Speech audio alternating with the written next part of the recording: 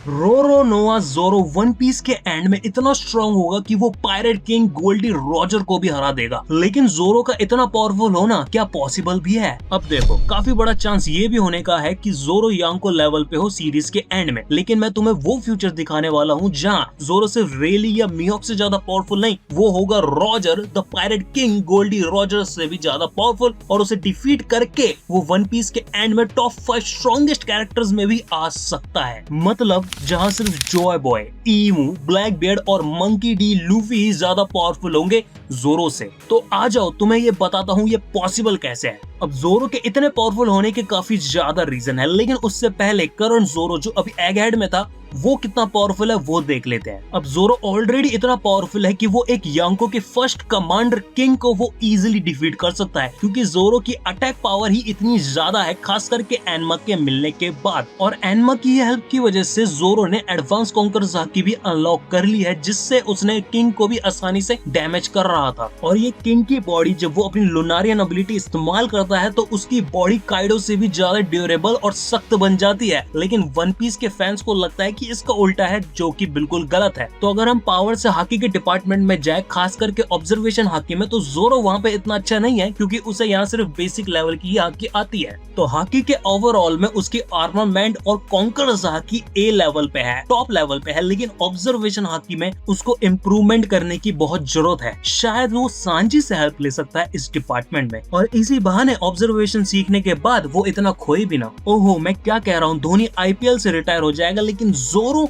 वो कभी खोए ना, असंभव। अब जोरो की हाकी के बाद उसके इंड्योरेंस में आते हैं, जो मेरे हिसाब से उसका बेस्ट फैक्टर है, क्योंकि जब जोरो ने बिग मॉम और काइडो के कंबाइंड अटैक को रोका अपनी 30 हड्डियां तोड़वाने के बाद, वो वहां नहीं रुका, उसने किंग को भी डिफीट किया बाद में। अब देखो, बहुत सारे काम है जिससे तुम्हें हड्डियां तोड़वाने की जरूरत नहीं है, और उसमें सबसे ऊपर आता है इस चैनल को सब्सक्राइब करना, ताकि तुम मेरे गोल को पूरा करवा सको, जो है 10,000 सब्सक्राइबर्स। तो सब्सक्राइब करो। लेकिन इससे भी एक तगड़ा एग्जांपल है जोरो की इंड्योरेंस का, और वो है प्री टाइम स्किप के थ्रिलर पार्क में, जहां उसने खुद की लड़ाई लड़ने के बाद, कुमा से लड़ने के बाद, उसने लूफी का पेन लेके भी वो जिंदा रहा। तो अगर तुम्हें जोरो को रोकना ही है तो उसे जान से मारना होगा, लेकिन यही काम करना बहुत मुश्किल है। लेकिन अगर हम स्पीड पे आए तो जोरो यहाँ भी अच्छा है। जैसे जब सांजी ने अपनी जर्मन 66 की पावर अनलॉक नहीं करी थी, तब जोरो और सांजी की स्पीड एक जैसी थी, लेकिन अब तो बहुत ही बुरा हाल है। सांजी इतना तेज है कि जोरो रिएक्ट भी नहीं कर पाता कभी कभार। अब यहाँ जोरो को हम लॉ के लेवल का फाइटर कह सकते हैं, तो कैसे जोरो एक पायरेट किंग के लेवल का फाइटर बनेगा? यहाँ पे तो जोरो को अभी तक पता भी नहीं था कि उसके पास कॉन्कर हाकी है, वो अनजाने में यूज कर रहा था, और गबान ने बताया कि बाद में जोरो को कि उसके पास कॉन्कर हाकी है, और कॉन्कर हाकी को ट्रेन करना पड़ेगा, क्योंकि वो ट्रेन करने से ही स्ट्रॉन्ग होती है। अब जोरो फ्यूचर में कितना पावरफुल होगा, हम उसके फ्यूचर के अपोनेंट से पता कर सकते हैं, जिसका सबसे बड़ा एग्जाम्पल है Mihawk, the strongest swordsman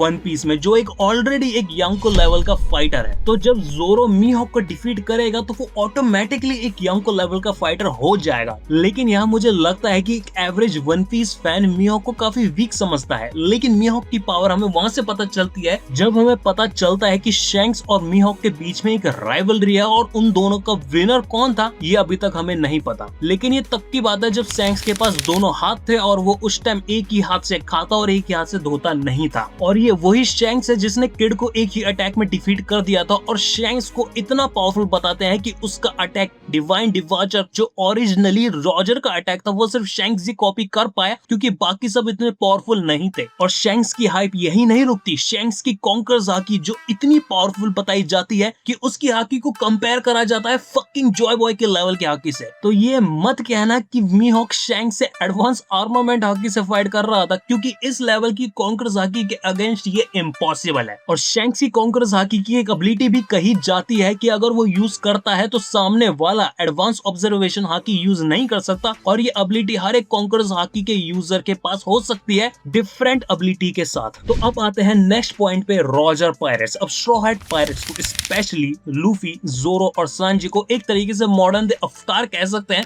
Roger, रेली और गब्बान का। तो रॉजर लूफी है, गब्बान सांजी है, और सिल्वर्स रेली, रोरो, नोआ, पास जोरो है। अब अगर हम रेली की पावर को देखें अपनी ओल्ड एज में भी, तो वो एक एडमिरल किजारू की बराबरी कर रहा था। और उसी आर्क में गार्ड से पूछा गया क्या रेली को कैप्चर करना चाहिए, तो उसने साफ मना कर दिया, क्योंकि उसने कहा मरीन्स एक साथ दो लेजेंड्स को हैंडल नहीं कर सकती। मतलब व्हाइट बियर्ड के लेवल का लेजेंड है सिल्वर्स रेली। और जब रेली बोआ हैंकॉक को बचाने आया था, तो रेली ने कहा था कि अगर वो अपनी जवानी में होता तो वो ब्लैक बियर्ड को डिफीट कर सकता था, लेकिन अभी वो नहीं कर सकता क्योंकि अब वो अपनी प्राइम में नहीं रहा। तो रेली यहाँ खुद एडमिट कर रहा है कि वो प्राइम में एक यांको को हरा सकता है। और ये होना ऑब्वियस भी है क्योंकि उसके पास है हर टाइप की हाकी, आर्मामेंट, ऑब्जर्वेशन और कॉन्कर्स हाकी एडवांस वर्जन के साथ। और रेली को हाकी की इतनी अच्छी अंडरस्टैंडिंग है, रेली ने खुद लूफी को सिखाया हाकी के बारे में। और जोरो को इसी डार्क किंग से ज्यादा पावरफुल होना है। और रेली का डार्क किंग निकनेम इसलिए है क्योंकि रेली की पावर को ऑलमोस्ट इक्वल बताया जाता है रॉजर की पावर से। और ऐसा इसलिए है क्योंकि रेली रॉजर के अंडर सर्व नहीं करता है, ये इन दोनों की पार्टनरशिप है, जैसे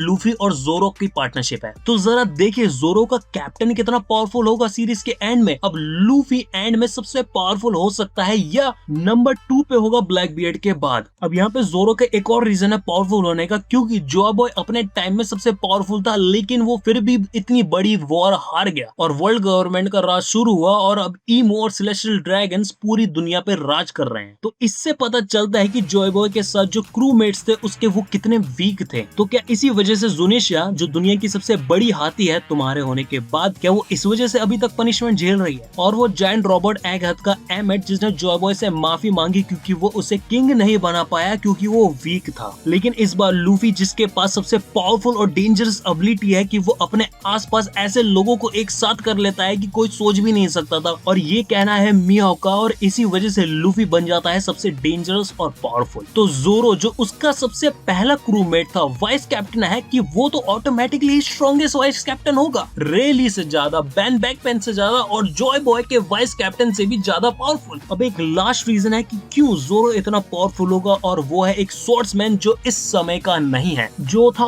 वानो का सबसे स्ट्रॉन्गेस्ट समुराई रियुमा। अब रियुमा इतना पावरफुल स्वॉर्ड्समैन है कि उसे गॉड ऑफ स्वॉर्ड कहते हैं, और उसके वन ऑफ द लेजेंड्स ये हैं कि उसने एक ड्रैगन को मारा था, और जोरो उसी का वंशज है। और अगर जोरो इतना पावरफुल हो जाता है कि वो तलवार के भगवान से भी ज्यादा पावरफुल हो जाए, तो जोरो इजीली टॉप 5 स्ट्रॉन्गेस्ट कैरेक्टर में आ जाएगा एंड में। तो सीरीज के एंड में जोरो के पास जो तीनों तलवारें हैं वो बन जाएंगी ब्लैक ब्लेड, और जोरो के पास आएगी हर टाइप की हाकी एडवांस वर्जन के साथ। और कॉन्कर्स हाकी पे शैंक्स की तरह उसके पास एक स्पेशल एबिलिटी भी अनलॉक हो सकती है, जैसे जोरो की असुरा फॉर्म है, वो शायद उसकी स्पेशल कॉन्कर्स हाकी की एबिलिटी है। क्योंकि जब इसी फॉर्म से उसने काइडो पे अटैक किया था, तो काइडो ने खुद कहा था कि क्या अब तुम्हारे पास भी कॉन्कर्स हाकी है। लेकिन अब ये पक्का पता नहीं है कि जोरो इतना पावरफुल होगा, क्योंकि अभी तक हमने मीहॉक की असली पावर को नहीं देखा है, और ना ही देखा है रेली की प्राइम पावर को जब उसने किसी टॉप टियर फाइटर से लड़ाई करी होगी। लेकिन अगर लूफी, जो सीरीज के एंड में एक लिटरली गॉड बन सकता है, तो जोरो के काफी बड़े चांस है कि वो भी लूफी के लेवल पे रहेगा, क्योंकि ये वानो के बाद ही हुआ है कि जोरो और लूफी के पावर लेवल पे इतना डिफरेंस आया हो। इससे पहले वो दोनों एक दूसरे के ऑलमोस्ट इक्वल थे, और जैसे रॉजर और रेली दोनों अपनी प्राइम में एक दूसरे के ऑलमोस्ट इक्वल थे, तो मुझे लगता है कि ओडा भी जोरो और लूफी का डायनामिक ऐसा ही रखेगा और वापस से प्री टाइम स्किप जैसा ले आएगा, जहां दोनों स्ट्रॉ हैट पायरेट्स के पावर हाउस थे सांजी के साथ। लेकिन इससे भी एक इंपॉर्टेंट क्वेश्चन है कि जोरो की bounty end of the series में क्या होगी। हालांकि ये आंसर मैं इस वीडियो में ऑलरेडी दे चुका हूं, लेकिन मुझे पता है कि तुम में से आधे लोगों ने तो ये वीडियो देखी ही नहीं होगी। तो अगर वो इतना ही पावरफुल हो जाता है, तो अभी मीहॉक की बाउंटी 3.5 बिलियन है, और रेली की बाउंटी का हमें पता नहीं, लेकिन अंदाजा लगा सकते हैं कि 3.9 बिलियन के आसपास होगी। तो फाइनल बाउंटी जोरो की होगी 4 बिलियन 111 मिलियन बेरीज। तो अगर तुम्हें जानना है कि स्ट्रॉ हैट्स वन पीस के एंड में कितने पावरफुल हो जाएंगे, तो ये वीडियो देखो।